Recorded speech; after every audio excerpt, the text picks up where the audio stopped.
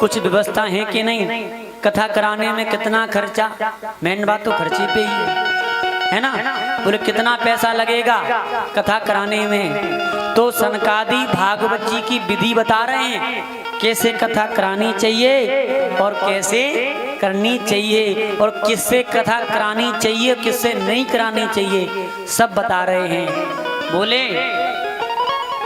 सबसे पहले बढ़िया सुंदर जगह का चयन करो, सुंदर स्थान हो जहाँ पर लोग ढंग से कथा सुन सकें बैठ करके, हैं? बढ़िया मुहूर्त हो। अगर किसी कामना से भागवत जी हो रही हैं तो बढ़िया मुहूर्त छटवाओ। अगर कोई कामना नहीं है, निष्काम हो रही है, तो भागवत के लिए कोई मुहूर्त की आवश्यकता नहीं है। भागवत जी कहती हैं दिनानाम नियमो नास्ति। जब भागवत का कोई दिन नहीं, कोई नियम नहीं, कोई मुहूर्त नहीं, जब तुम्हारी व्यवस्थाएं बन जाएं, जब तुम्हारा भाव बन जाए, तभी बढ़िया किसी वक्ता से भागवत सुनना प्रारंभ कर दो। अच्छा, बोले वक्ता भी बड़े आराम से नहीं मिलते, मोटी मोटी मांग रहे हैं आजकल पैसा। तुम्हारा कथा कराने में कितना धन? तो बोले अगर भगवान ने दिया है तो बहुत दो। और सबसे बढ़िया बात बताएं, भागवत में खर्च कितना करना चाहिए? विवाहे आदृशम वित्तम तादृशम पर कल्पयेत। जैसे अपना पिता अपनी बिटिया या बेटे के विवाह करता है तो जितना धन विवाह में खर्च करता है ना, उतना ही धन भागवत जी में खर्च करना चाहिए। मान लो सूदी सूदी बात, आपके दो बिटियां हैं, दो बिटियां हैं, तो आपने हिसाब लगा रखा है प्रत्येक बिटिया के विवाह में 10 लाख रुपए हमको खर्च करने हैं। तो दो बिटिया के विवाह में कितने? 20 लाख। तो भागवत जी को भी अपनी तीसरी बिटिया मानना चाहिए। तो भागवत में भी 10 लाख रुपए ही खर्च करने हैं, ये नहीं बिटिया बेटे के विवाह में तो 10 लाख खर्च कर दिए हैं, हाथी घोड़ा और बैंड बाजे दारू में उड़ा दिए, और भागवत जी की बात आई तो 100 के नोट में ही काम चला के चल पड़े।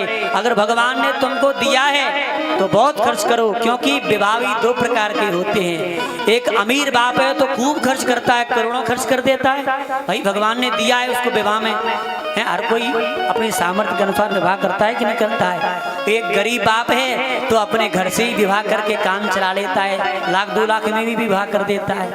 ऐसे ही भागवत जी हैं, अगर भगवान ने सामर्थ्यवान बनाया है तो खूब लाखों करोड़ों खर्च करो, और लाखों करोड़ों तुम्हारे पास हैं और तुम चाह रहे हो 10-11 हजार में हो जाए तो कोई फायदा नहीं, ध्यान रखना। हाँ, और भगवान ने कुछ नहीं दिया है, गरीब बनाया है, तो जो तुम्हारे पास है उसी में भागवत कराओ तो भी तुम्हारा कल्याण है। शर्त कितनी है? दिया है तो खर्च करो, नहीं दिया है तो कोई बात नहीं, है ना। ये तो बात धन की हो गई, तो ये भी कोई बड़ी बात डिमांड नहीं रखी, है ना। अच्छा महाराज, भागवत किससे कराएं, ये बड़ी विचारणीय बात है। इस पे हमको और आपको सबको विचार करना चाहिए, क्योंकि आजकल समस्याएं बहुत ज्यादा उत्पन्न हो रही हैं, है ना। ये वाली बोले वक्ता कैसा होना चाहिए, तो भागवत जी कह रही हैं विरक्तो वैष्णवो विप्रो वेद शास्त्र विशुद्ध कृत दृष्टांत कुशलो धीरो भक्ता कार्यो तिनेस्प्रहा।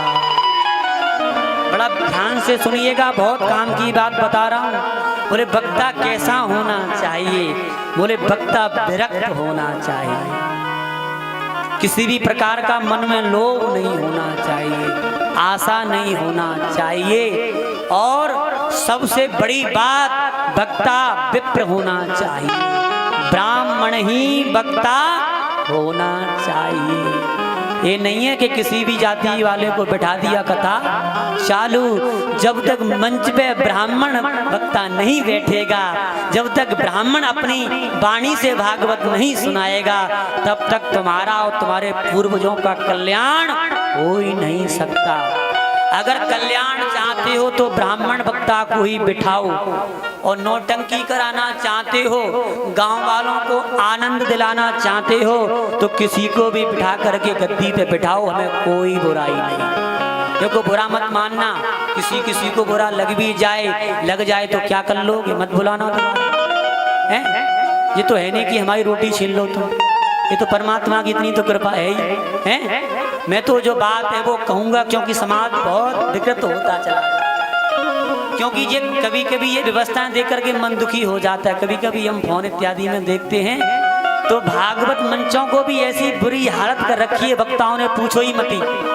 एक कोई सज्जन हमको वीडियो दिखा रहे थे, महाराज व्यास जी, तो उसमें क्या नाम है वो ढोलक कथा चल रही है, बड़ी शिकारी भर भर के, ऐसा लग रहा है कि आज ही इसकी मुक्ति हो जाएगी परीक्षित की। तो और मारा वो चमीटा खनक रहा है, वो मटका उल उल के बज रहा है, और चमीटा ऐसा बज रहा है कि उसके सहारे भी मैं बता नहीं सकता मन से तुमको। उन्हें सहारों को देखने में भी शर्म आती है। वो मंच पे चमीटा खनक रहे हैं और एक ढोलक ऐसे बजा रहा है, ढोलक की तो पूछो ही मत, सत्यानाश कर रखा है ढोलक का। ढोलक भी कभी कभी रोती होगी कि किस व्यक्ति के हाथ में पहुंच गई। कभी क्या देखता हूं मैं कि वो ढोलक वाला जो बजा रहा है वो ढोलक के ऊपर बैठा है, इधर उधर से बजा रहा है, और वो जो कथा कर रहा है वो बढ़िया सुंदर फिल्मी बढ़िया सॉन्ग टन में गा रहा है, कभी शीला की जवानी, कभी कुछ। मतलब भागवत का नाम तो है लेकिन भागवत का कोई भी काम उसमें नहीं है। प्यारे मैं कह दूं, अगर भागवत करानी है तो नियम से कराओ, भागवत को धंधा मत बनाओ। भागवत कोई नौटंकी नहीं है, भागवत तो आत्मज्ञान का विषय है, भागवत कोई मनोरंजन का विषय नहीं है। और प्यारे भक्ता ब्राह्मण ही हो, गैर जाति वालों को मत बिठाओ। अगर आपको सामर्थ्यवान बनाया है, अगर आसपास कोई बिगड़ जाति वाला आ भी रहा है उसका विरोध करो आप, क्योंकि अगर हम लोग होते हुए काम देखेंगे तो उसका पाप हमको लगेगा।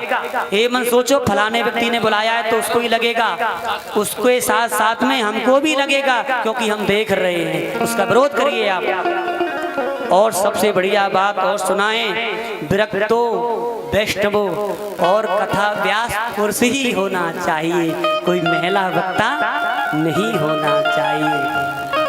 कथा वक्ता ब्राह्मण हो, विरक्त हो, वैष्णव हो और पुरुष जाति का ही हो। ये नहीं हो कि आजकल माता बहनाएं भी कथा कर रही हैं, हम विरोध में नहीं है, कराओ, फिर हमारा क्या जाता है।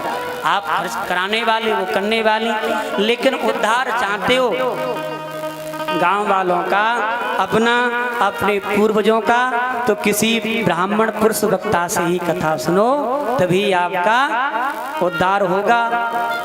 नहीं तो मनोरंजन तो हो ही रहा है, 2-3 घंटे आएंगे, आनंद लाके चले जाएंगे। आनंद चाहते हो, मनोरंजन चाहते हो, आत्म कल्याण चाहते हो, तो वक्ता ब्राह्मण हो, विरक्त हो, पुरुष हो, ये 3 चीजों का ध्यान रखो, तभी आपका कल्याण होगा। अन्यथा पैसा भी बेकार और सारी व्यवस्थाएं भी बेकार, कोई पुण्य मिलने वाला नहीं है। शास्त्रों में तो बहुत कह दिया, ज्यादा व्याख्या नहीं।